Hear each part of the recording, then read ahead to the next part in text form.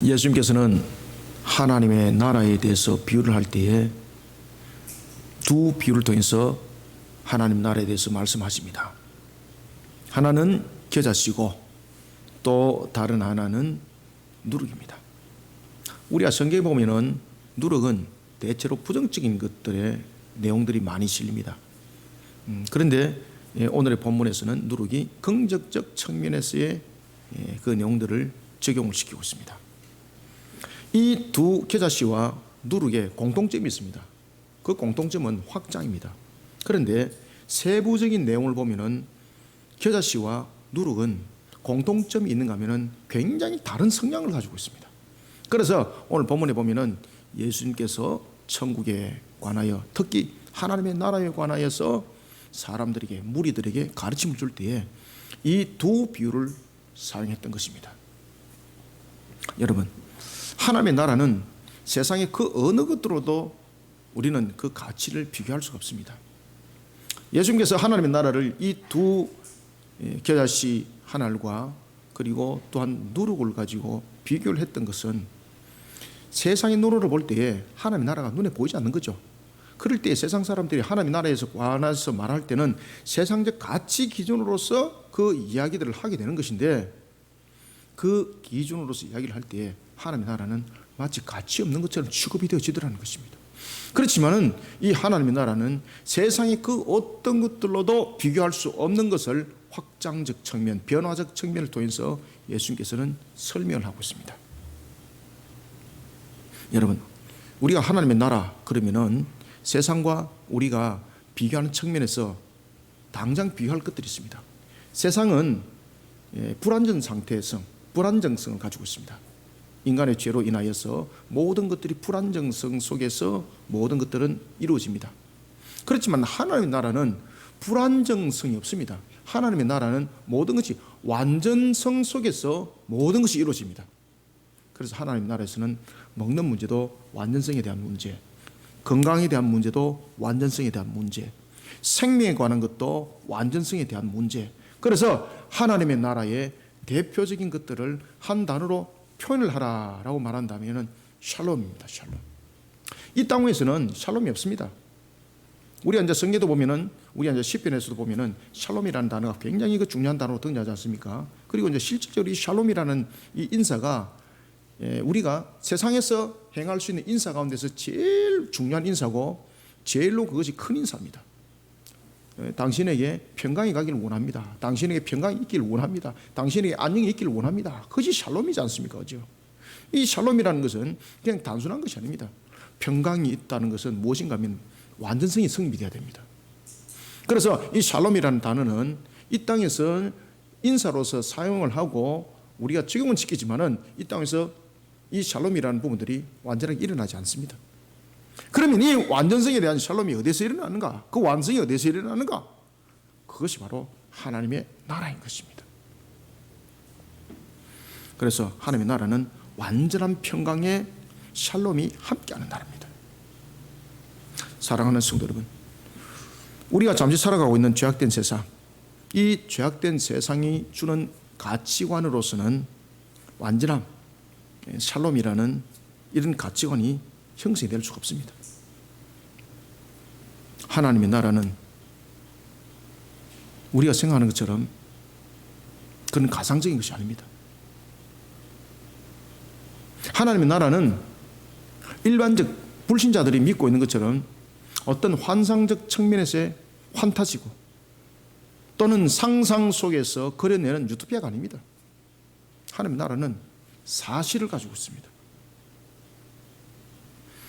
이런 하나님의 나라는 종말의 심판이 임할 때에 그 심판의 마무리가 되고 하늘로부터, 하나님의 보호자로부터 사실적으로 임하는 나라입니다. 그래서 우리가 그것을 천국이라고 말을 하는 겁니다. 예수 그리스도의 보혈의 공로로서 하나님의 나라에 거할 백성들, 그 백성들을 우리가 그리스도인이라고 말하고 있고 성도라고 말하는 겁니다. 그래서 우리가 묘비에 새겨질 단어는 목사고 장로고 권사고 집사가 아니라 성도인 것입니다. 우리가 천국에 가게 되면은 직분으로 가는 것이 아닙니다. 구원받은 자로서 가는 겁니다. 그 모습은 바로 성도라는 것이죠. 제가 과거에 제 어머니의 묘비에 글을 새기는데 제가 그때는 좀 어렸어. 야, 이 어머니 묘비를 갖다 어떻게 적어야 될지 물어봐도 답을 주는 사람들이 없고, 그리고 답을 주는데 제가 볼 때는 신앙이 아닌 거예요. 그래서 제가 기도하면서 제가 답을 얻었던 것이 뭔가 하면, 하나님의 나라에 우리는 어떤 모습으로 가는 것인가. 그죠? 하나님의 나라의 모든 자들이 성도로 가는 것이죠. 그래서 저희 어머니 묘비에다가 성도라고 제가 새겼습니다. 이렇게 새겨주세요.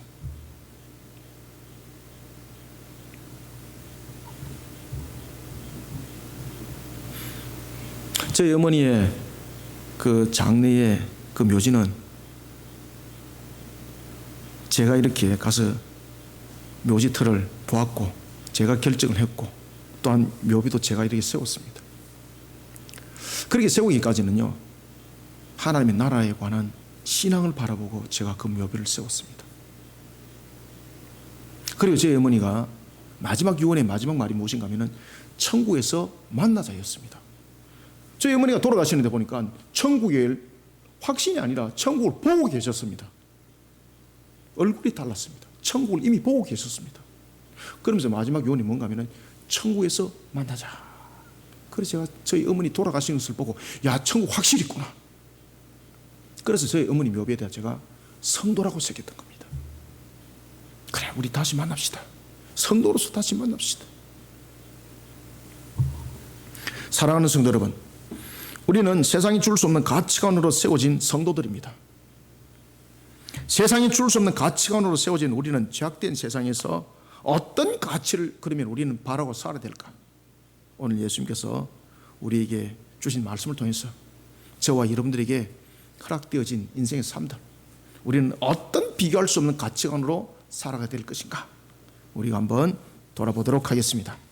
먼저 우리가 18절을 한번 읽어봅시다. 시작. 그러므로 예수께서 이르시되 하나님의 나라가 무엇과 같을까? 내가 무엇으로 비교할까? 아멘. 여러분, 여기서 주목해야 될 것이 있어요. 예수님께서 지금 무슨 말씀하시는가 하면, 예수님께서 자신이 생각하는 대로 하나님 나라 그냥 가르칠 수 있잖아요. 그런데 예수님께서 이 말씀을 하세요. 내가 무엇으로 비교할까? 왜 예수님께서 그런 말씀을 하셨을까요? 지금 두 번 그 말씀을 하세요. 두 번. 왜 그런 말씀을 할까요? 이 속에는 예수님이 하나님 나라에서 가르침을 줄 때에 이 사람들이 무엇을 말하면 이들이 이해할 수 있을까? 그 답을 먼저 찾는 거예요. 여러분, 하나님 나라를 우리가 전파하는 데 있어서 내 혼자 생각만 가지고 떠들어 버리면 하나님 나라가 어떻게 사실 증거가 되겠습니까? 여러분들, 성경이 왜 하나님께서 하늘의 언어도 있는데 하늘의 언어로서 성경을 기록하지 아니하고 왜 이 땅에 있는 언어를 통해서 성경이 기록되었을까요? 그죠? 그리고 이 땅에 있는 언어로 쓸 때도 그 당시에 사용되는 사람들이 일반적으로 다 이해하는 언어로 쓴 겁니다. 그죠? 그 언어로 기록하라고 했습니다. 그래서 구약은 히브리어로 기록이 되었고 신약은 헬라어로 기록이 되었습니다. 왜 그렇게 했을까요? 성경이 하늘의 언어로 쓰게 되면 누가 이것을 읽고 이해를 하느냐 말입니다. 그죠? 예수님께서 오늘 본문에 보면은 내가 무엇으로 비교할까? 이것은요, 그 속에 무엇이 담겼는가 하면 우리를 향한 하나님의 사랑이 담겨져 있습니다. 따라서 우리는 먼저 첫 번째, 우리는 비교할 수 없는 가치관으로 이 땅에 어떻게 살아가야 되는가? 간단해요. 주님의 가슴을 가지면 되는 거예요. 주님은 여러분 보십시오. 죄악된 세상을 바라보면서 주님의 가슴으로 내가 어떻게 하면 저들이 내 말을 이해를 할까? 어떻게 하면 저들이 하나님의 나라에서 똑바로 할까? 이것이 사랑하는 가슴을 안 가지고 어떻게 여러분 그렇게 말할 수가 있겠습니까? 그래서 우리는 비교할 수 없는 가치관 속에서 우리가 세워질 때 제일 먼저 첫 번째, 죄악된 세상의 그 어떤 것과도 비교할 수 없는 하나님 나라의 가치관을 예수님의 가슴으로, 그리고 예수님의 방법으로 세상의 영혼들을 끊임없이 가르치는 것을 기쁨으로 여기고 이 한 날을 살아가는 성도들이 되시길 바랍니다. 이것이 비교할 수 없는 가치관입니다. 하나님의 나라를 가르치는 것이 세상이 줄 수 없는 그런 가치관이에요. 그런데 그러한 하나님의 나라를 가르칠 때도 예수님의 가슴으로 가르쳐야 돼요. 예수님의 방법으로 가르쳐야 돼요. 그래야만이 영적 다스림이 있게 됩니다.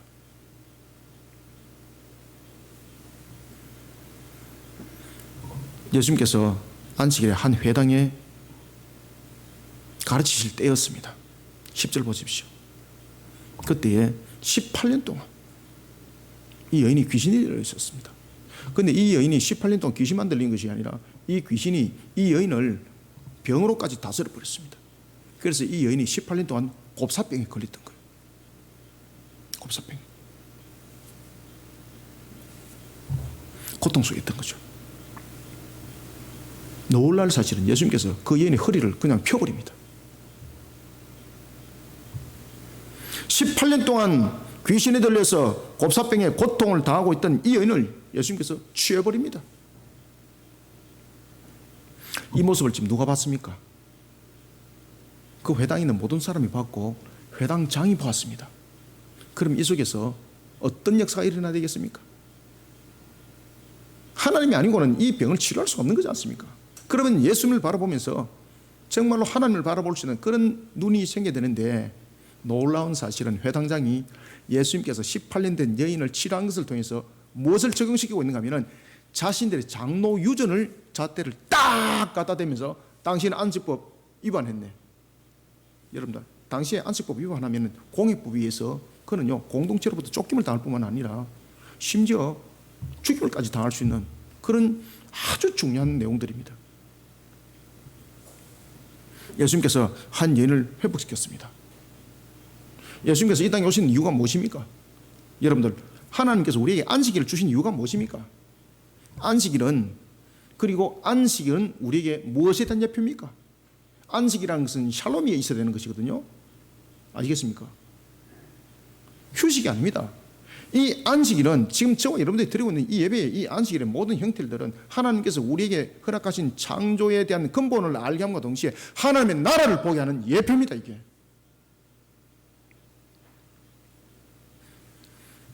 안식일의 완성은 하나님의 나라입니다. 하나님의 나라는 샬롬입니다. 지금 회당에 병든 자가 들어왔습니다. 그래서 예수님께서 안식일의 진정한 가치를 이 여인의 회복을 통해서 하나님의 나라를 알게 하는 거예요.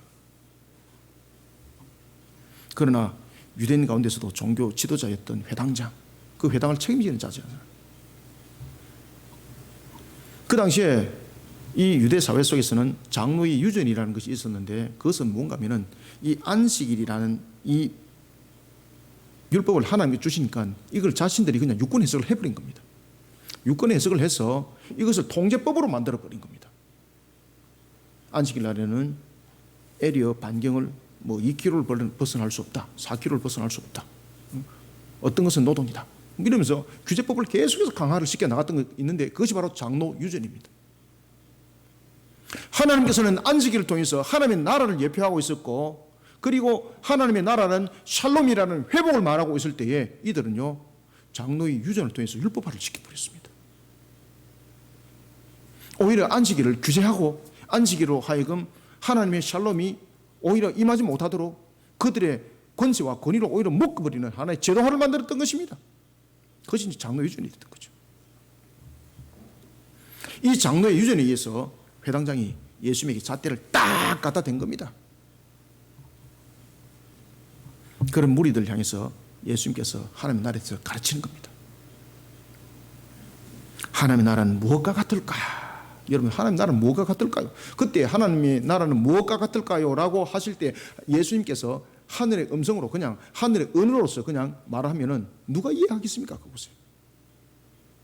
예수님 자신은 구별됨에 분명히 구별이 나타나는 것이죠. 그러면 사람들이 볼 때, 야, 저분이 하늘의 언어를 쓰고 있구나, 우리가 이해하지는 못하지만 저 언어가, 야, 우리를 지금 다스리고 있구나, 이런 기분과 분위기는 느끼지만은 도대체 저 사람이 무슨 이야기하고 있지? 이런 질문이 주어질 수 있는 거지 않습니까? 그래서 예수님께서 하나님 나라에 대해서 이들이 어떻게 하면은 하나님의 나라를 바르게 이해할 수 있을까라고 이렇게 가르침을 주는 거예요. 하나님의 나라에 대한 바른 가르침은 바로 이들의 관점에 대한 사상과 생각과 그들이 알고 있는 것을 통해서 가르침을 주는 거예요. 자, 18절 다시 한번 읽읍시다. 시작. 그러므로 예수께서 이르시되 하나님의 나라가 무엇과 같을까? 내가 무엇으로 비교할까? 아멘. 무엇과 같을까? 무엇으로 비교할까? 이 속에는 무엇이 있다고요? 하나님이 죄악된 세상을 향한 사랑의 가슴이 있습니다. 야, 이들이 어떻게 하면 이해할까? 이해를 풀어주려고 하는 것이 아닙니다. 사랑하는 가슴이 없으면요, 그 방법 안 나옵니다. 내가 무엇으로 비교할까? 사람들이 이해할 수 있는 방식과 길을 통해서 설명하겠다는 겁니다. 예수님의 이 마음은 세상의 영혼들을 그만큼 사랑한다는 것입니다. 그래서 여러분들 잘 아시는 것처럼 요한복음 3장 16절에 대해서 구원에 관해서 우리에게 말씀을 줄 때 이런 말씀을 주십니다. 하나님이 왜 스스로 이 땅에 오셨는가? 왜 성부 하나님이 성자 하나님을 우리의 구세주로서 낮고 천한 몸으로 이 땅에 오도록 하셨는가? 라고 말할 때 요한복음 3장 16절은 우리에게 이렇게 증가하고 있습니다. 하나님이 세상을 이처럼 사랑하사 독생자를 주셨으니 이는 그를 믿는 자마다 멸망치 않고 무엇을 얻게? 영생을 얻게 하려 하심이라. 아멘. 어떻게 하사? 사랑하사. 아시겠습니까? 내가 이들에게 어떻게 하지? 어떤 비유를 통해서 말해야만이 이들이 하나님의 나라에 대해서 알까? 이 마음속에는 무엇이 있다고요? 하나님이 세상을 이처럼 사랑하사. 이 마음이 있었던 것입니다. 저와 여러분들이 하나님의 나라를 증거할 때에 세상의 영혼들을 향한 사랑이 없다면 하나님의 나라 이 증거는 가짜입니다. 우리가 하나님의 형상을 돌아보면서 그들의 영혼들을 불쌍히 여기고 그들의 영혼들을 사랑하지 못한다면서 그들에게 복음을 전한다면 그 복음은 가짜란 말이에요. 가짜. 하나님이 세상을 이처럼 사랑하사. 아시겠습니까? 이들이 잘난 짓을 했기 때문에 사랑하는 것도 아닙니다. 비록 죄악 속에 빠져 있을지라도 하나님의 형상이라는 것이죠. 우리는 세상의 영혼들을 돌아볼 때 그들의 관점은 하나님의 형상이라는 관점 속에서 우리가 돌아보지 않으면 주님의 가슴은 만들어지지 않습니다. 야, 이 사람은 냄새나네, 거러지네.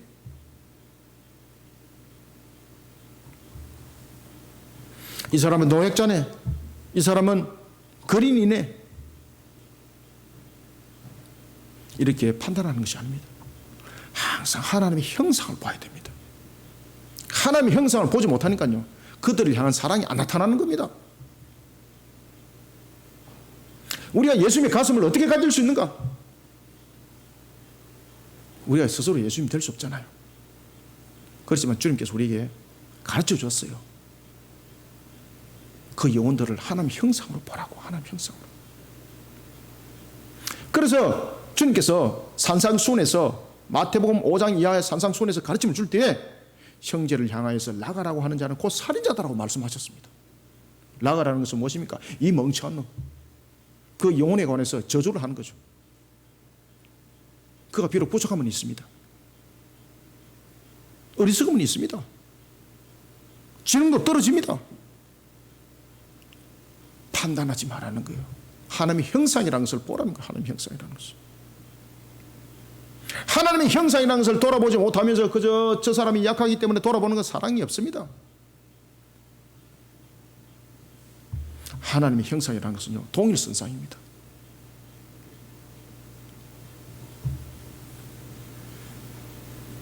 비록 제약된 상태 속에 놓였지만은 아담과 하와는 여전히 하나님의 형상이었습니다.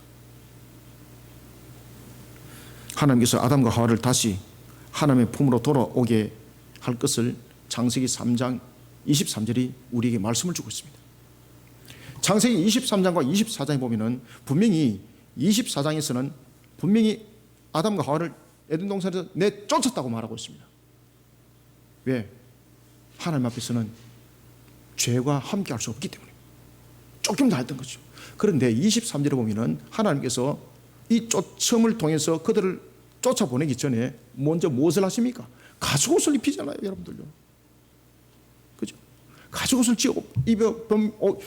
입히면서 뭐라고 말씀하십니까? 이들이 선악을 알게 하는 실과를 먹고 우리와 같이 될까 염려가 되니 이들을 내보내는 거죠. 그죠? 쫓아보내기 전에 내보내는 거죠. 이 내보낸다라는 이 단어 속에는 무엇이 있는가 하면 하나님이 우리를 사랑하사, 아시겠습니까? 이것이 그 안에 숨겨져 있습니다. 그래서 요한복음 3장 16절이 하나님이 세상을 이처럼 사랑하사 독생자를 주셨으니 라는 그 속에는 하나님의 형상, 이 개념이 그 속에 있었던 것입니다. 하나님이 우리를 사랑하사, 그래서 아담과 하와를 내보내는 것은 내가 저들을 다시 회복시켜 내 품으로 다시 돌아오게 하리라, 이 말씀이 그 속에 새겨져 있었던 것입니다. 그래서 오늘 본문에도 보면 예수님께서 하나님의 나라에 대해서 내가 무엇을 가지고 이들에게 말할까, 무엇을 가지고 비유를 할까, 이 속에는 어떤 마음이 있다고요? 바로 창세기 3장 23절에 그 말씀, 창세기 3장 15절에 우리로 하여금 회복시킬 은혜, 언약, 원시 언약, 복음의 시작이 그때부터 시작된 거지 않습니까? 그래서 원시 언약이라고 말하고 있습니다. 이 언약을 이룰 때 그 언약은 기계적 언약이 아니었습니다. 하나님이 우리를 사랑하사, 그때 하나님이 우리를 사랑하신 그 근거가 무엇인가? 하나님의 형상이었다는 것이죠. 그래서 사람을 하나님께서 창조하실 때 하나님을 모양과 그 모습이 닮은 형상으로 창조했다라고 말하고 있지 않습니까?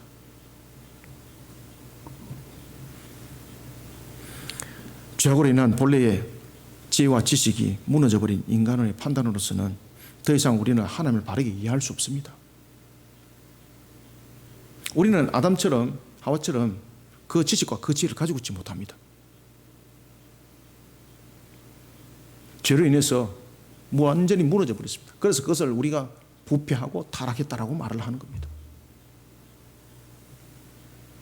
하나님을 알아가는 것, 하나님의 말씀을 이해하는 것, 하나님의 인도하심을 따라가는 것, 이 모든 것이 하나님의 은혜와 연결되어 있지 않으면 우리는 이 부분에서 어떤 것도 성취할 수 없습니다. 그때 그 바탕이 되는 것이요, 하나님이 우리를 사랑하사입니다. 그때 하나님이 우리를 사랑하사 속에는 무엇이 있다고요? 하나님의 형상이 있다는 거예요. 하나님의 형상이. 하나님의 형상이. 그래서 오늘 본문에도 보면 예수님께서 이들에게 하나님의 나라에 대해서 무엇을 가지고 말할까? 무엇으로 비유할까? 이 속에는 무엇이 있다고요? 하나님의 형상을 향한 하나님의 사랑이 속에 있는 거예요.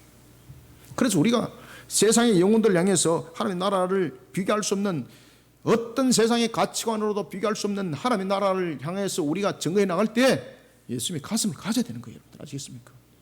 예수님의 방법으로 이 모든 사역들을 이루어가면서 하나님의 나라에 비교할 수 없는 가치관을 바라는 그런 사역들을 우리는 이루어가야 되는 거예요. 디모데전서 6장 5절에 의하면 인간의 죄악으로 인한 마음의 부패는요, 이미 진리를 잃어버렸어요. 디모데전서 6장 5절이 증가하고 있지 않습니까? 이미 인간의 마음들이 부패했기 때문에 그 마음 속에 그 마음이 진리를 쫓아갈 수 있는 것은 하나도 없다는 것이요. 그러면 하나님이 은혜를 안 베풀면 진리를 못 쫓아가는 거예요. 그러면 은혜를 베풀 때 그 근거는 무엇인가? 하나님이 세상을 이처럼 사랑하사, 아시겠습니까? 저는 어릴 때에 여러분들이 이제 잘 아시는 것처럼 마치 동료처럼 요한복음 3장 16절은 그렇게 외웠지 않습니까? 하나님이 세상을 이처럼 사랑하사 독생자를 주셨으니 이는 저를 믿는 자마다 멸망치 않고 영생을 얻으리로다. 요한복음 3장 16절. 제가 이제 찬양을 하니까 전화벨 소리도 같이 이렇게 찬양을 하는데, 이것이 이제 여러분들 보시면은 영적 능력이 아니겠습니까? 제가 여러분들 찬양하니까 여러분 벨도 같이 노래하잖아요. 영적 능력 대단합니다. 할렐루야.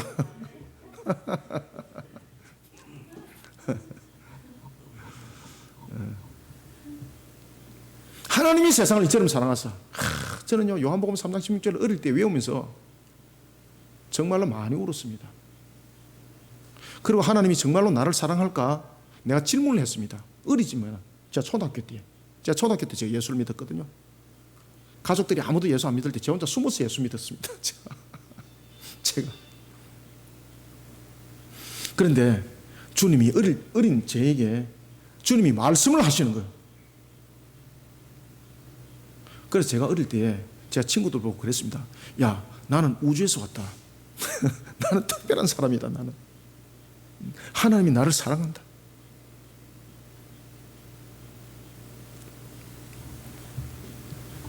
디모데전서 6장 5절에 보면 인간은 죄악으로 인해서 그 마음은 이미 부패해버렸습니다. 진리를 잃어버렸습니다. 갈 길을 찾을 수가 없어요. 스스로. 하나님의 은혜 베풀지 않으면 안 되는 거예요.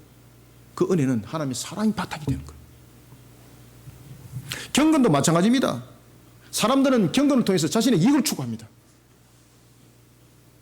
뿐만 아니라 자신의 방도를 찾아갑니다. 그래서 여러분들 보시면은 우리가 대체로 샤머니즘 속에서 경건은 무엇으로 일어납니까? 비나이다로 나타나는 거잖아요. 무엇을 하기 위해서 왜 빕니까? 자신의 목적을 이루기 위한 성취지 않습니까? 그래서 인간이 죄악된 속에서 나타나는 경건은요, 자신의 유익을 취하는 방도입니다. 그런데 우리의 경건은 무엇입니까? 하나님을 찬양 경배하는 거예요. 완전히 다른 거예요. 완전히 다른 거예요. 우리를 하여금 그렇게 알도록 누가 하나님의 은혜를 베푸니까 우리가 아는 거예요. 어떻게? 우리를 사랑했기 때문에 아는 거예요.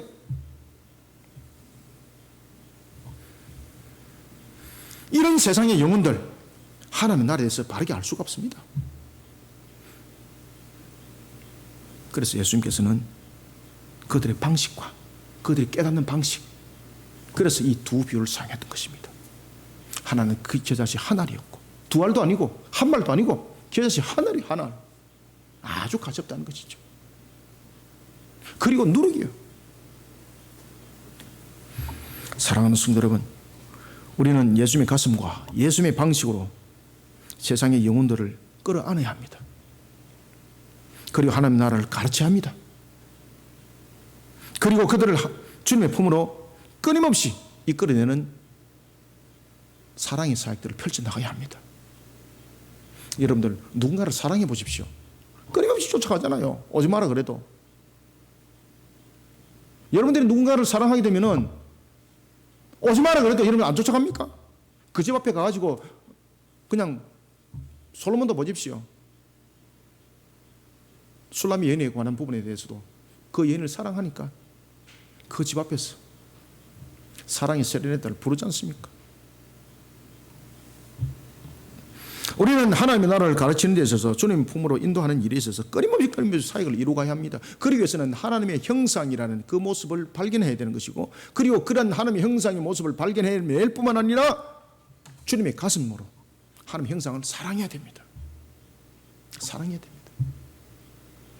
그래서 우리가 전도하고 사역을 이룰 때도 내가 저를 반드시 되그리고 오고 말리라 라는 여러분들 성취적 어떤 결과물적인 측면에서 어떤 상업적 측면, 이것이 아닙니다. 그를 먼저 사랑해야 됩니다. 그 영혼을 먼저 사랑해야 됩니다. 그 영혼을 여러분을 사랑하게 되면요, 끊임없이 끝까지 그 영혼들을 부르기 위해서 심지어 자신의 생명까지 여러분을 드리잖아요. 사랑하는 성도 여러분, 오늘도 우리는 주님의 가슴으로, 주님의 방법으로 하나님의 형상을 바라보고 그들을 진정으로 사랑하는 그 가슴으로 세상이 비교할 수 없는 하나님의 나라에 증거를 해나가는, 이 또한 세상과 비교할 수 없는 그런 가치관으로 달려가는 우리 모든 성도들이 되시기를 소원합니다. 그 다음에는 두 번째는 우리가 어떻게 비교할 수 없는 가치관으로 우리가 이 땅을 살아가야 되는가. 두 번째 19절 한번 읽읍시다. 시작. 마치 사람이 자기 채소밭에 갖다 심은 겨자씨 하나를 같으니 자라 나무가 되어 공중의 새들이 그 가지에 깃들렸느니라. 아멘. 겨자씨 한 알인데, 겨자씨 한 알이 등장하기 전에 누가 먼저 등장해요? 사람이 등장합니다. 그럼 사람이 어떻게 했습니까? 심었다는 것이 등장합니다. 그죠? 그럼 이 모든 부분들이 조화가 이루어져야 된다는 이야기입니다. 조화가. 겨자씨는 스스로 이 부분들을 울창하게 맺지 못합니다. 겨자씨 한 알이 있기까지 그 겨자씨 한 알을 심은 자가 있습니다. 무엇이 필요합니까? 수고가 필요하다는, 수고가. 따라서 우리는 비교할 수 없는 어떤 가치관을 가져야 되는가? 두 번째는 세상의 영혼들이 하나님의 나라에서 쉼을 얻을 수 있도록 영혼의 안식처를 만들어가는 일에 최선을 다하는 그런 수고를 기뻐하는 하나님의 가치관으로 이 한날을 살아가는 자들이 되시길 바랍니다.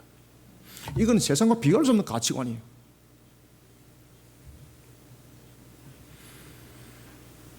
사업을 할 때도 모든 생업을 이루어갈 때도 하나님의 나라를 만들어간다는 그 측면에서 자신이 하늘에 겨자 씨를 심는 자가 된다면 하나님이 그 모든 것을 왕성하게 이렇게 세워주십니다. 그러니까 이 개념들이 출발의 개념부터 이미 달라져야 되는 거예요. 세속적인 사람들은 자신의 부귀와 영화를 목적을 위해서 성적 달성을 이루기 위해서 모든 것들을 이루어갑니다. 제가 오늘 새벽에 그 말씀을 한번 드렸죠. 그죠? 오늘 새벽에 미국의 이제 교환 교수가 일본에서 모든 것들을 일정을 끝내고 미국으로 돌아갈 때 그가 연설을 했던 것이 있는데 그것이 아주 유명한 연설이었습니다. 그래서 제가 고등학교 때 시험 문제 나왔습니다. 그래서 제가 그 문장을 외우고 있는 거예요. 왜냐하면 이제 비동사, 답이 이제 비동사였는데 이것을 해보라 이제 다른 것들로 써가지고 다 틀리는 거죠. 그 단어가 뭔가 하면은 소년의 야망을 가지라 했습니다. Boys be ambitious. 그런데 우리는 여기서 Boys be ambitious 이러면은 우리는 틀립니다. 왜 그렇습니까? 소년이여 라고 말할 때는 이 소년은 복수를 쓰고 있습니다. 그러면 이것은 분명히 남성이 아니라 모든 일을 다 함께 말하고 있습니다. 그런데 ambitious가 무엇입니까? 야망을 가지는 것, 이렇게 해석을 되는 거잖아, 그죠? 우리가 여러분 야망을 가진다는 것은 우리의 인간의 죄성 속에서 야망을 가지게 되면 어떻게 되는 겁니까? 상대를 짓밟고 상대를 대적하고 내가 이기는 속에서 야망이 되는 거지 않습니까? 우리는 단어를 여기서 멈추면 안 됩니다. 우리는 이 단어를 어디까지 연결시켜야 되는 거면 in Christ까지 연결시켜야 되는 겁니다. 그래서 boys be ambitious in Christ. 예수 안에서 야망을 가지라는 거예요. 예수 안에서 야망을 가지라는 거예요. 아시겠습니까? 그래서 헬라어로는 en Christos예요. en은 안에 머문다는 거죠. 에이스는 밖에서 안으로 들어온다면 전치사는 에크는 밖으로 나가버리는 거예요. 처음에는 예수 안에 있다가 에크 나가는 그런 크리스토가 되면 안 되는 거예요. 엔 크리스토가 돼야 되는 거예요. 엔 크리스토. 항상 머무는 그 속에 우리의 야망이 함께 커야 되는 것이지 머물렀다가 나가버리면 이 나안주의 야망이 자신을 무너뜨려버리고 세상을 무너뜨려버리는 그런 침략자가 될 수가 있는 거예요. 여러분들 아시겠습니까? 그래서 우리는 boys be ambitious in Christ. 이 단어가 성립이 되어야 되는 거예요. 그러기 위해서는 무엇이 되어야 되는 겁니까? 겨자씨와 같고 누룩과 같이 자신을 거기에 녹아들여야 되는 겁니다. 우리는 예수 그리스도 안에서 녹아들어야 되는 것입니다.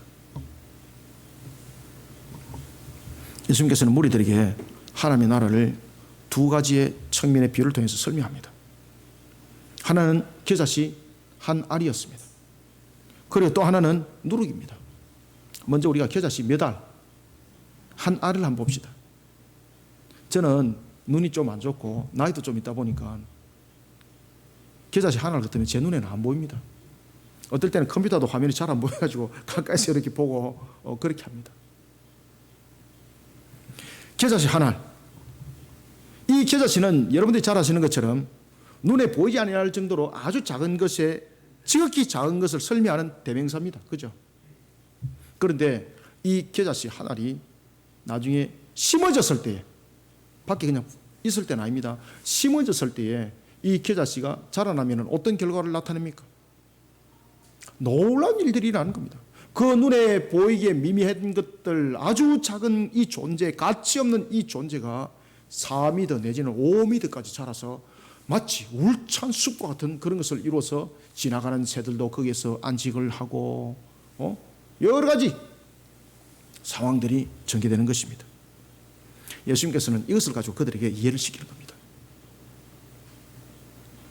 바로 하나님의 나라는 이런 것이다.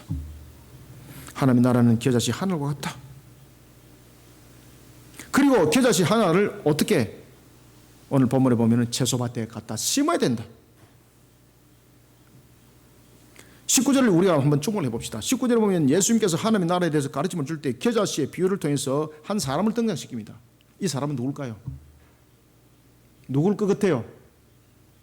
겨자씨는 누굴 것 같아요? 그래서 예수님께서 깨닫게 하는 것이고 여기서 지금 겨자씨를 심은 자는요 성육신하여서 이 땅에 오신 예수님을 보내신 분입니다. 누굽니까? 성자 하나님이십니다. 성자 하나님. 성자 하나님. 성자 하나님께서 우리를 사랑하사 이 땅 위에 하나님이신 그분을 성자 하나님이신 그분을 이 땅에 심은 거예요. 아시겠습니까? 세상적 측면에서 하나님이신 그분이 이 땅에 내려오니까 그것을 비하라고 말하는 거죠. 심어진 것, 그것을 비하라고 말하는 거예요. 높고 높이 계시는 그분이 낮고 천한 몸으로 오신 것이죠. 그러면은 여기에서 예수님께서 비유하시는 겨자씨 하나는 그럼 누굴까요? 예수님 자신이에요. 예수님 자신. 성자 하나님이신 그분이 우리의 구원을 위해서 이렇게 낮고 천한 몸으로 오셨다는 겁니다. 낮고 천한 몸으로. 무엇 때문에? 목적 달성하려고? 무엇 때문에? 그래서 요한복음 3장 16절과 계속 연결이 되는 겁니다. 겨자씨 하나를 어떻게 됐습니까? 울창한 숲을 이루기까지는 어떤 사건이 일어날까요? 그래서 겨자씨 하나를 심었다 그랬습니다. 겨자씨 하나는 예수님이십니다. 심었다는 것입니다. 무엇으로 심었다는 겁니까? 십자가 사건을 말하고 있는 겁니다. 예수님께서 피 흘려 죽으심. 겨자씨 하나는 심겨진 것 같이 예수님의 십자가 복음이 이제는 울창한 숲을 이뤄서 십자가에서 죽을 때는 십자가 아래 있는 자들이 예수님을 조롱했습니다. 그렇지만 그 십자가가 이제 복음이 되었어. 확장이 되었어. 울창한 숲을 이뤄서 지나가는 새들이, 갈 곳이 없는 새들이 그 등주에서 쉼을 얻는다는 것입니다.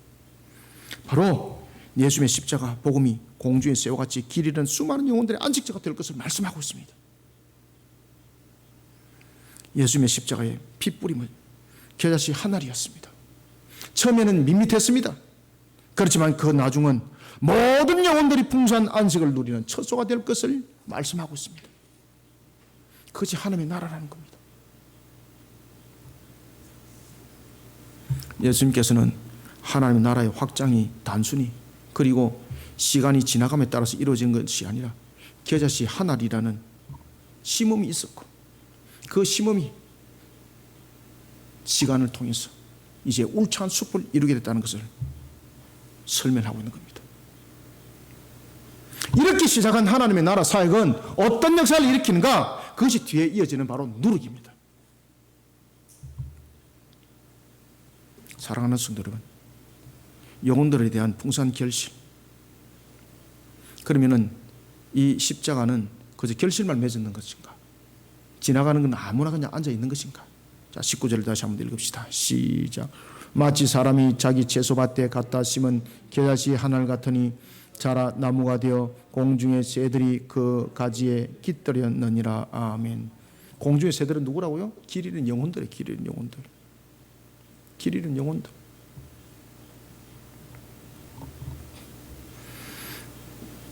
여러분들, 우리가 역사적 상황 속에서 사도 바울을 여기서 빼낼 수가 없습니다. 한번 사도 바울을 한번 생각해 봅시다.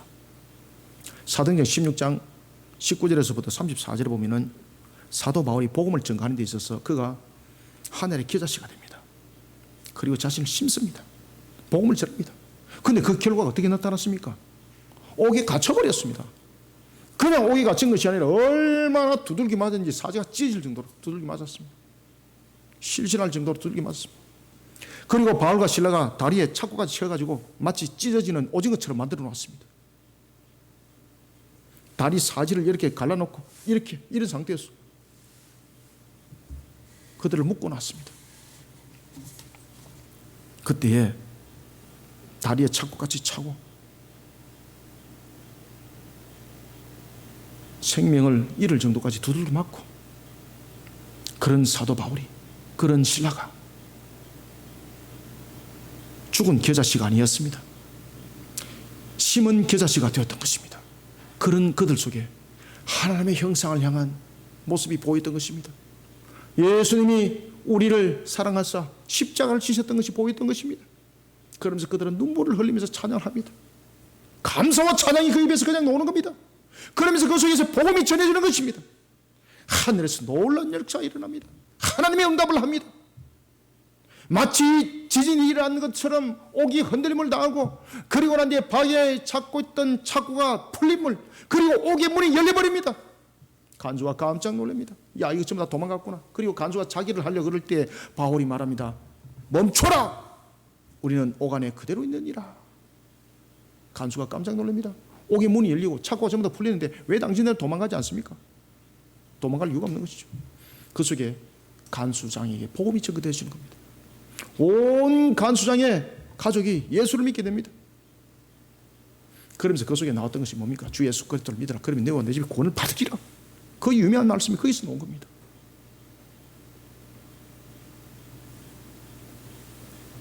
그리고 유럽의 최초의 빌립보 교회가 세워지게 됩니다. 겨자씨 하나, 심겨진 겨자씨 하나.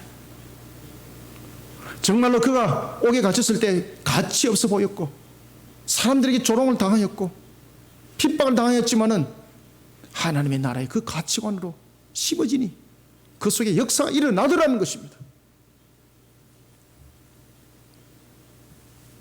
예수님처럼 세상의 영혼들이 하나님의 나라에서 쉼을 얻을 수 있도록 우리는 사도 바울처럼 그리고 신라처럼 심은 겨자의 한 알이 되면 됩니다. 심은 겨자의 한 알은 자신을 나타내지 않습니다.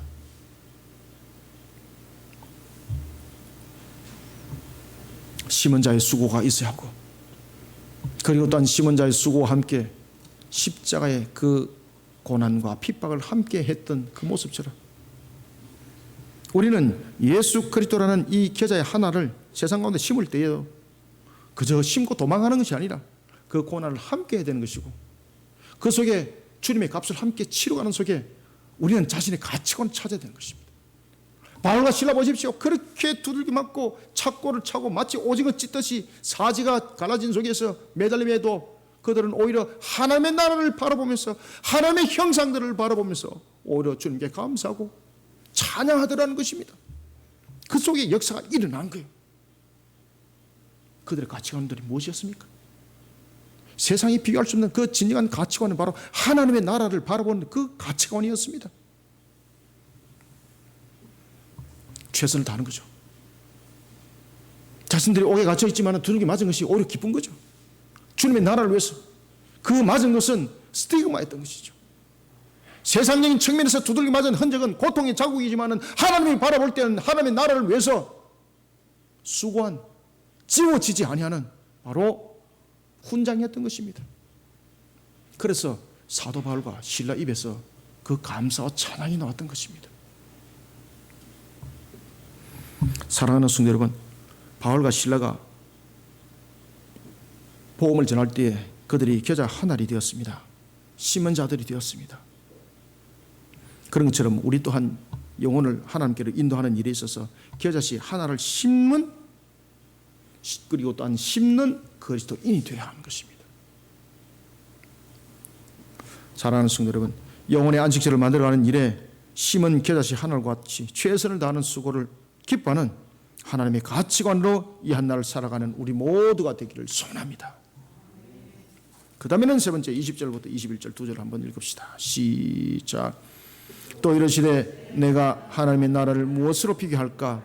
마치 여자가 가루 서말 속에 갖다 넣어 전부를 부풀게 한 누룩과 같으니라 하시더라. 아멘. 여러분들, 서말은 부피로 따지면 어느 정도일까요? 양으로 따지면 이 서말이라는 것은 일반적으로 약 한 22리터 정도 되는 거예요. 이게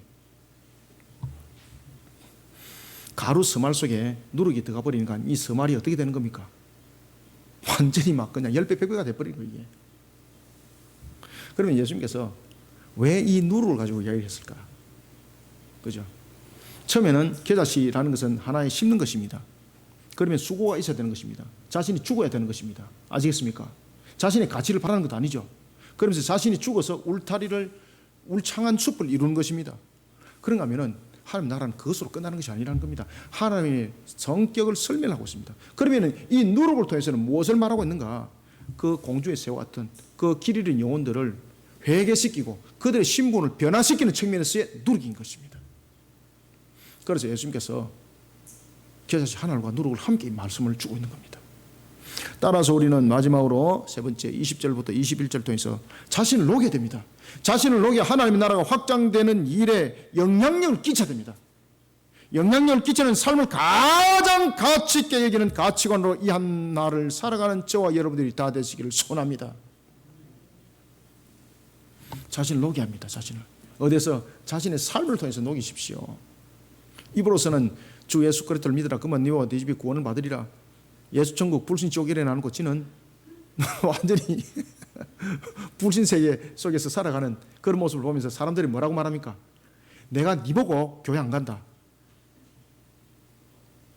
내가 네 보고 교회 안 간다. 이게 여러분이 요즘에 세상에서 얼마나 많이 듣는 소리입니까? 내가 네 때문에 교회 안 간다. 내가 네 때문에 교회 간다. 내가 네를 보니 예수님이 보이구나. 내가 너를 보니 교회가 보이구나. 이렇게 돼야 되는 거예요, 여러분들요. 그래서는 우리가 녹아야 되는 거예요. 녹아야 되는 거예요. 말씀의 삶으로 녹아야 되는 거예요. 껍데기는 예수 믿다 그러면서 온갖 사기 다 치고 앉아가 있고 투기를 하는 데는 1등이 돼가 있고. 요즘에 우리나라 대한민국의 장관들을 뽑아놓으면 가장 발목 잡히는 것이 뭡니까? 두 가지죠. 첫 번째는 이중국적, 그죠? 막 민족적 성향을 가진 것처럼 이야기하면서 자신들 자녀를 전부 다 뒷국문으로 전부 다 보내고 그리고 이중국적 가지게 만들고 배만 느끼죠. 거기다가 어떻게 합니까? 절대 투기는 안 됩니다 이래놓고 지는 뒷국문에서 투기 다 해먹고 이게 여러분 지금 현재 나타나는 대한민국의 그 장관들의 모습이잖아요. 지금도 여러분 후보로 올라온 사람들 다 이 두 가지 가지고 지금 문제되고 있는 것 아닙니까? 그러면서 뭐라고 말합니까? 아 그때 다 합법적이었다. 아 그때 몰랐습니다. 여러분들 우리는 그렇게 살면 안 됩니다. 우리가 지금까지 그렇게 살아왔다면 회개하고 우리를 녹이시기 바랍니다. 하나님 말씀 안에 녹이시길 바랍니다. 그래야만이 우리가 진정한 가치를 발할 수가 있는 겁니다. 사도 바울도 그의 입으로 고백하지 않습니까? 내가 참으로 주를 알기 전에는 괴수 중에 괴수였다고. 그죠? 그런 사도 바울을 하나님께서는 회개시키시고 세계의 선교사로서 우뚝 세우고 쓰임을 받게 만드시고 그리고 이 땅의 교회들이 세우게 되는 발판을 만들었지 않습니까? 과거를 돌아보면서 우리는 우리를 녹여야 합니다. 따라서 우리는 자신을 녹여서 하나님의 나라가 확장되는 일에 영향력을 끼쳐야 됩니다. 그 영향력을 끼치기 위해서는 삶을 만들어가야 되는 것입니다. 삶을 녹여야 되는 것입니다. 그런 삶을 가장 가치 있게 여기게 됩니다. 또한 그리스도인으로서 살아가는 그 삶의 가치를 가장 가치 있게 여기게 됩니다. 예수님께서는 하나님의 나라의 두 번째 비유를 누룩을 통해서 말씀하십니다. 누룩은 자신을 녹이는 거죠. 그리고 물질을 변화시키는 것이죠. 그때 물질을 변화시킬 때 어떻게 변화시킵니까? 내적, 외적 변화를 이렇게 세우죠. 출애굽기 여러분들 12장 20절에 보면은 누룩은 유교병과 같이 맛을 냅니다. 내적 변화죠. 그죠? 내적 변화. 맛을 변화시키니까. 그런가 하면은 또한 마태복음 13장 33절과 누가복음 13장 21절의 말씀처럼 부풀게 하죠. 이것을 무슨 변화? 외적 변화라고 말하는 거예요. 외적 변화. 그래서 누룩은 내적 변화와 외적 변화를 모두 동시에 일으키는 역할을 하고 있습니다. 그래서 예수님께서 하나님의 나라를 누룩으로 비유를 하는 겁니다. 하나님의 나라는 저자식 하늘과 같이 확장과 샬롬이 있습니다. 그런가 하면은 누룩의 역할을 통해서 영혼들을 내적으로 변화시키는 회개를 일으킵니다. 그런가 하면은 또한 외적으로는 죄인에서 그 신분의 변화를 무엇으로 일으킵니까? 하나님의 자녀로 외적 신분의 변화를 일으키는 거예요. 그래서 예수님께서 이 누룩을 가지고 설명을 하는 거예요. 여러분 아시겠습니까? 우리가 지금까지는 죄인된 모습으로 살아왔다면 이제 하나님의 나라의 복음은 우리를 죄인됨을 깨닫게 하고 알게 하고 회개하게 만들고 내적의 변화 그리고 외적에서는 우리가 죄인에서 무엇으로 변한다고요? 하나님의 자녀로 하나님 나라의 상속자가 되게 한다는 거예요. 이 일들이 일어납니다. 사도행전 19장 17절부터 19절에 보면은 사도 바울에 의해서 하나님의 나라가 증거됩니다. 그런데 이 복음의 능력이 어떤 놀라운 능력을 일으키게 되는가 하면은 그 당시에 여러분들 에베소 사람들에게 놀라운 역사가 일어납니다. 그 당시에 에베소 지역은 매우 우상 숭배가 탁월했던 지역이었습니다. 요한계시록에 보면은 소아시아의 7교회를 설명할 때 제일 먼저 어떤 교회가 등장합니까? 에베소 교회입니다. 에베소 교회. 에베소 교회가 중심입니다. 중심. 아주 상업이 발달했고요, 문화도 발달했고 모든 부분들이 함께 발달했던 도시입니다. 그 속에 우상 숭배가 탁월했습니다. 이 속에 역사가 일어난 겁니다. 마술을 행하던 우상 숭배자들, 이들이 복음을 듣고 두 가지가 나타나는데, 첫 번째는 죄를 자복하는 현상들이 나타나는 겁니다. 그리고 두 번째는 또한 자신들의 마술책, 자신들의 그러한 우상 숭배 책들을 전부 다 끌어모아서 전부 다 불태워버립니다. 사도 바울이 불태우는 것이 아니라 자신의 자진해서 불태워버립니다. 성경은 여기에 대해서 이렇게 증가합니다. 그 당시에 그 책을 태운 것을 돈으로 계산해 보니까 은으로 5만이었더라. 아멘. 은으로 5만이었더라. 지금의 우리의 개수로서는요, 계산할 수 없는 금액이에요. 엄청난 금액이에요. 이런 역사가 우리나라에서 일어났습니다.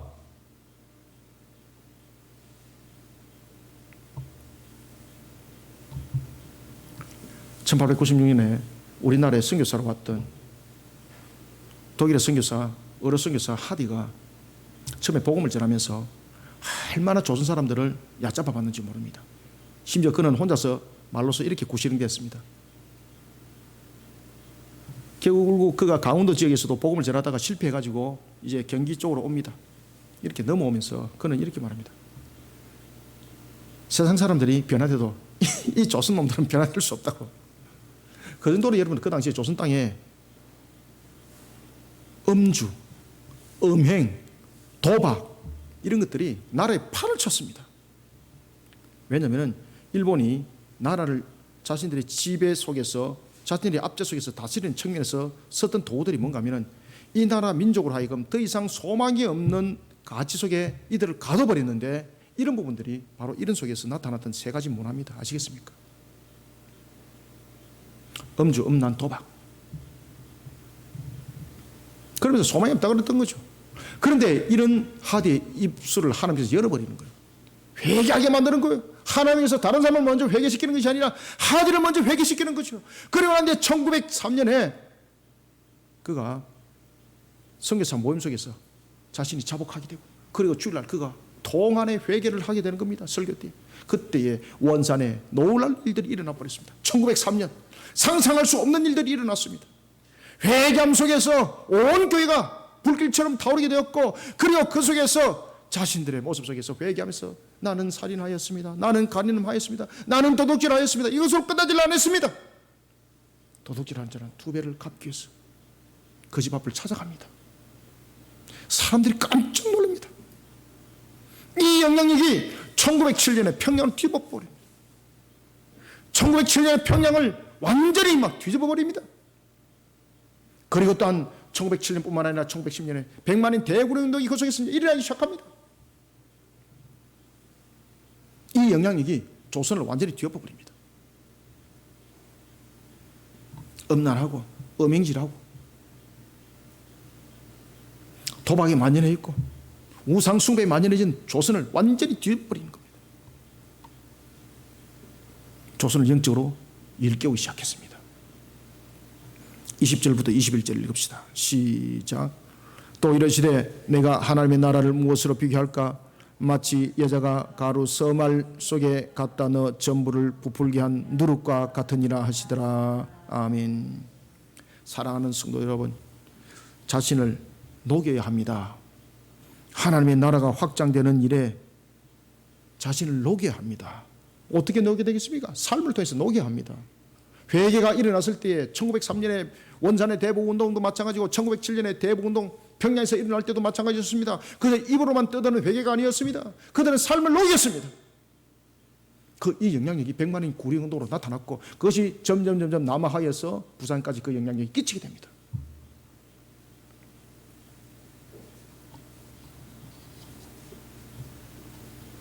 우리는 하나님의 나라가 확장되는 일에 영향력을 끼친다면 그 삶은 가치가 있을 수밖에 없습니다. 하나님의 나라를 확장하는 일에 있어서 우리 삶이 하나님의 말씀 안에 녹아들면은 그 삶은 가치가 있을 수밖에 없습니다. 세상이 그 어떤 것들로도 비교할 수 없는 가치를 가지는 겁니다. 하나님이 인정하시는 거죠. 우리는 자신을 녹여야 합니다. 자신의 삶을 녹여야 합니다. 그래서 주변이 부패하고 주변에 타락하고 음란이 가득한 세상, 그런 삶들을 우리를 통해서 개화시키게 합니다. 정화시키게 합니다. 빛으로서 밝게 합니다. 소금으로서 맛을 내면서 누룩으로서 그 모습을 전부 다 변화시키게 합니다. 그러지 않은 삶들은, 음란하고 타락하고 부패한 그런 삶들은 하나님 앞에 심판의 증거물이 될 뿐입니다. 그런데 자신의 삶을 하나님의 나라 확장을 위해서 말씀의 삶으로 녹였을 때에 놀라울 사실은 하나님이 기억한다는 겁니다. 단순하게 기억하는 것이 아니라 하나님께서 이렇게 말씀하십니다. 내가 그 삶에 상급을 주리라. 고린도전서 9장 18절은 전도자의 상에 관해서 이렇게 우리에게 말씀을 줍니다. 그런즉 내 상이 무엇이냐? 내가 복음을 전할 때에 값 없이 전하고 복음으로 말미암아 내게 있는 권리를 다 쓰지 아니한 이것이로다. 전도자의 상이 있을 것을 말씀을 주고 있습니다. 이뿐만이 아닙니다. 복음을 전하는 일에 있어서 자신을 녹여서 그 삶들을 통해서 정인의 길들을 걸어가다가 당하는 핍박과 그 수고하는 상은 보너스입니다. 그래서 핍박자의 상과 수고자의 상이 있는데 그것은 보너스라는 거예요. 보너스. 자신을 녹여서 하나님의 나라가 확장되어 가는 일에 영향력을 끼치는 그런 삶은 가치가 있습니다. 이런 자신의 삶을 가장 자랑스럽게 여기는 그 가치관, 그 가치관으로 우리는 내면을 변화시키고 외면을 변화시키는 이 일들을 행하는, 그것을 우리는 기뻐하는 한날을 살아가는 저와 여러분들이 다 되시기를 소원합니다. 말씀을 맺겠습니다. 하나님 나라는 세상의 그 어떤 것으로도 비교할 수 없는 가치관을 가지고 있습니다. 이런 천국과 천국의 확장이 이 땅에서 어떻게 이루어지는지 예수님께서는 이해할 수 있도록 겨자씨 하나과 그리고 또한 누룩을 통해서 깨닫게 하셨습니다. 겨자씨 하나, 이 겨자씨 하나는 바로 그 상태가 아니었습니다. 심은 수고가 있어야 되는 것이었고 그 겨자씨 하나를 통해서 자신이 녹아드는 것이었습니다. 자신이 죽는 것이었습니다. 자신이 희생되는 것이었습니다. 그런가 하면 또한 누룩은 자신을 통해서 변화시키는 것이었습니다. 여러분들, 우리가 그리스도인으로서 우리 스스로를 변화시키지 못하면서 어떻게 우리가 세상에 영향력을 끼치겠습니까? 내가 거짓말쟁인데, 내가 이중가면인데 어떻게 여러분들 우리가 누룩이 되겠습니까? 부패한 것을 전할 뿐이에요. 성도가 되어야 되는 거예요. 참된 그리스도인이 되어야 되는 거예요. 참된 그리스도인이 되고 참된 성도가 되기 위해서는 엔 크리스토스가 되어야 되는 거예요. In Christ, 예수 안에서. 예수 안에서 모든 것이 시작되어야 되는 거예요. Must be ambitious in Christ. 야망을 가질 때도 우리의 스스로의 야망이 아니에요. In Christ, 예수 안에서 야망은 소망과 희망이 되는 거예요. 그런데 그것이 예수 아니야 했을 때는 이 야망이 분쟁을 일으키고 소동을 일으키고 분열을 일으키고 이런 일들이 정치판에서 일어나고 있고 경제판에서 일어나고 있고 모든 우리가 살아나가고 있는 판에서 일어나고 있지 않습니까? 이것을 일명하여서 아사리판이라고 정치부에서 우리에게 가르쳐주고 있었습니다. 유명한 정치인들이 그 말을 가르쳐주더라고요. 아사리판이라고.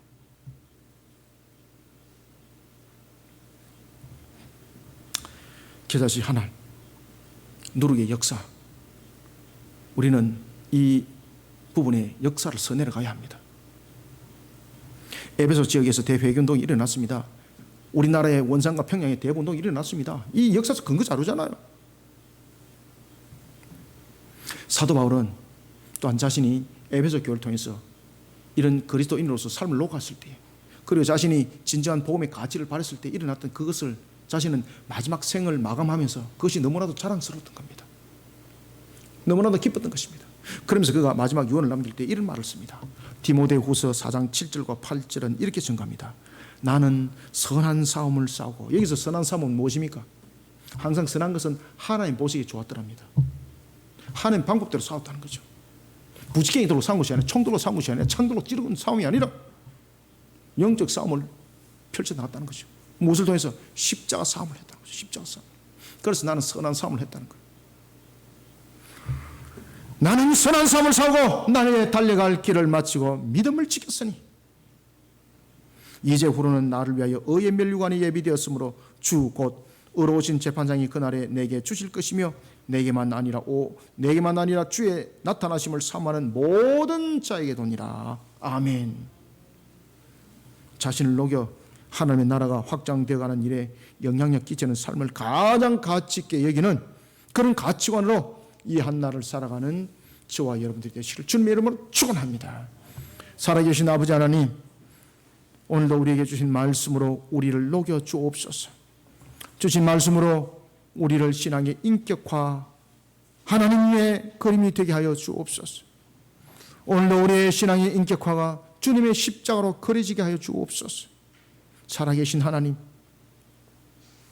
세상에 비교할 수 없는 가치관으로 우리가 살아갈 때도 우리의 소망과 희망이 모든 것이 예수 안에서 녹아들은 모습이 되어야 되는 것이오니 우리의 모습들이 하늘의 겨자로 그리고 또한 누룩으로서 나를 죽여 쳐서 복종시키고 그리고 나의 삶을 녹여 영향력 끼치는 참 그리스도의 맛을 내게 하여 주옵소서. 이런 속에 주신 말씀이 우리 모든 성도들에게 생명의 말씀이 되게 하여 주시고 꼴의 양식이 되게 역사하여 주시옵소서.